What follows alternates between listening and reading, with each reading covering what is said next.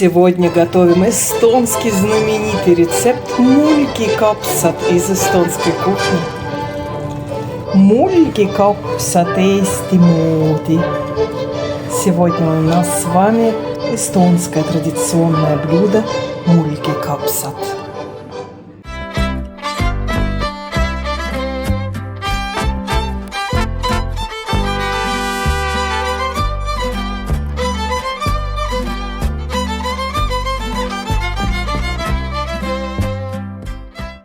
Здравствуйте, мои хорошие! Теря вам всем из Эстонии, из Таллина. Поскольку эта неделя такая, вот, как скажем, праздничная, да, в Эстонии День независимости, я подумала о том, что было бы неплохо исполнить некоторые ваши просьбы и приготовить то, что вы просите. Значит, первым делом мы сегодня с вами будем готовить по просьбам зрителей знаменитые мульки капсат. Да? Многие знают, как это вкусно, но немногие знают, как ее готовить. А ведь это очень просто, и давайте сегодня я вам это покажу. Ну, конечно, без тебя ничего нет. Ну, свинина, все понятно, все понятно. Да. Мы с вами берем килограмм кислой капусты, уже с морковкой. Да, и берем мясо много мяса берем. Так, подожди. И выкладываем на дно жаровни, формы, кастрюли, что у вас, половину этой самой капусты кислой. Капуста у нас квашеная, кислая, у кого-то своя, молодцы. Капуста, значит. Так. Теперь наверх мы покрываем это все кубиками свинины. Рекомендуют прямо с камарака, с этой вот со шкуркой, а я не люблю эти шкурки. Не в тушеной кислой капусте вот на Рождество. Вот я не люблю, когда эти шкурки. И я ее убираю. Вот, и нарезаем просто läbi kasvanud liha. Она определенно невозможно ничего сделать. Значит, у нас мясо с вами должно быть läbi kasvanud liha.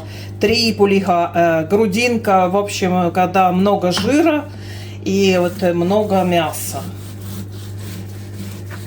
Около килограмма. Практически, в принципе, лучше 1 к 1. Но это, ну, кому как, наверное, слишком жирно, может быть, кому-то. Сделайте 500 грамм на килограмм. От 500 грамм до килограмма режем это все на обычные кубики. Ну, такие не очень большие, не очень, как сказать, ампсуккас такой вот, ну, на ампс. Не знаю, как это перевести. Так, вот режем. И наверх капусты в нашу жаровню это складываем.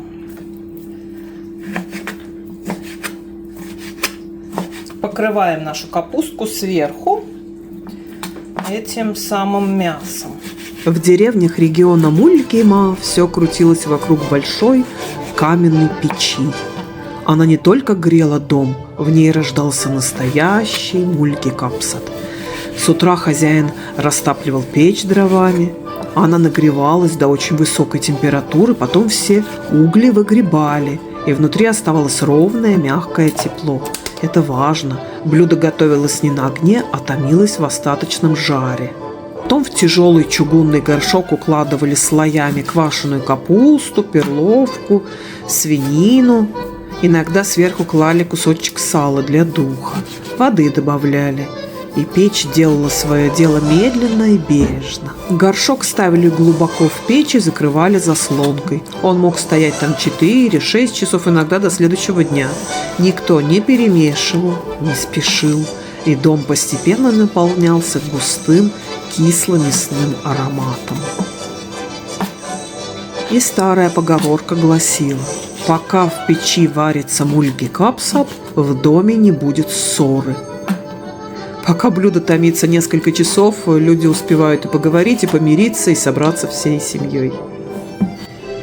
И теперь поверх капусты вот сюда выкладываем это все.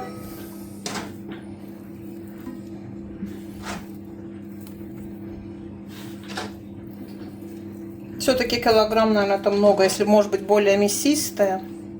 Так, смотрите, чтобы особо жирно не было. Ну, по рецепту от полукилограмма до килограмма. На килограмм капусты. Вот так получается. Теперь берем с вами 100-150 грамм, как хотите, промытой перловки. Перловой крупы. Промываем 100-150 грамм. Я возьму 150. Промытую перловку я кладу на мясо.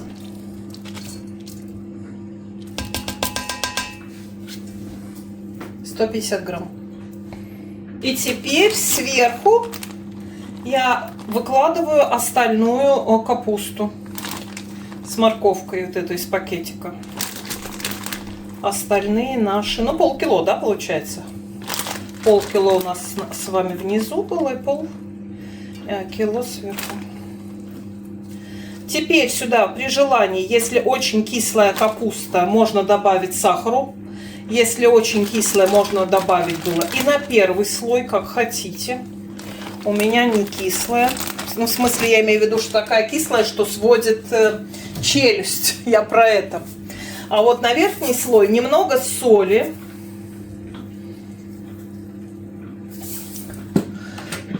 И 2 чайные сахара я положу. Вот так. Теперь заливаем это все водой так, чтобы капуста не была покрыта, но почти покрыта водой. Все я это делаю в холодной жаровне, если вы заметили. Вот так, больше не нужно. Теперь закрываем крышкой и начинаем тушить на небольшом огне до готовности. Будем с вами смотреть. Закрываем крышкой, включаем. Перемешивать не надо. Во время готовки перемешивать тоже не нужно. Оставляем тушиться на 2-3 часа. Всякое время вышло, и наша капустка, наша знаменитая мульки-капсат, он вальмись, готова. Я не перемешивала. И вот теперь время вышло. Я выключаю, даю еще настояться, и уже можно пробовать и подавать. По-моему, получилось изумительно. К мульки-капсат я, конечно, сварила вот здесь картошечки. И теперь дадим немножечко отдохнуть капустке. И будем с вами пробовать с картошечкой кушать вот это эстонское национальное блюдо. Перед подачей я ее перемешаю. Уже когда все выключено, я даже отдохнула, вот теперь я ее перемешаю. Вот такая она должна получиться, это правильно.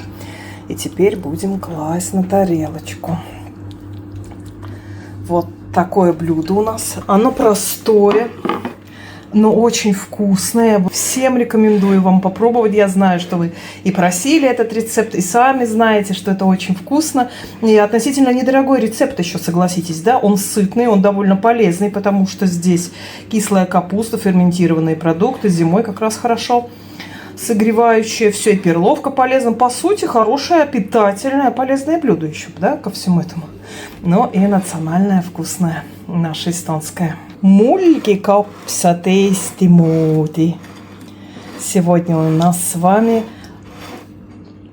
эстонское традиционное блюдо мульки-капсат.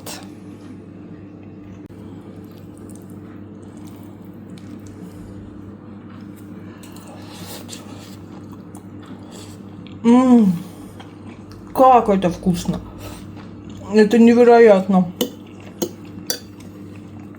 И соли, и обязательно чуть-чуть сахарку, прямо вот парасьяку. Я тысу всем приятного аппетита.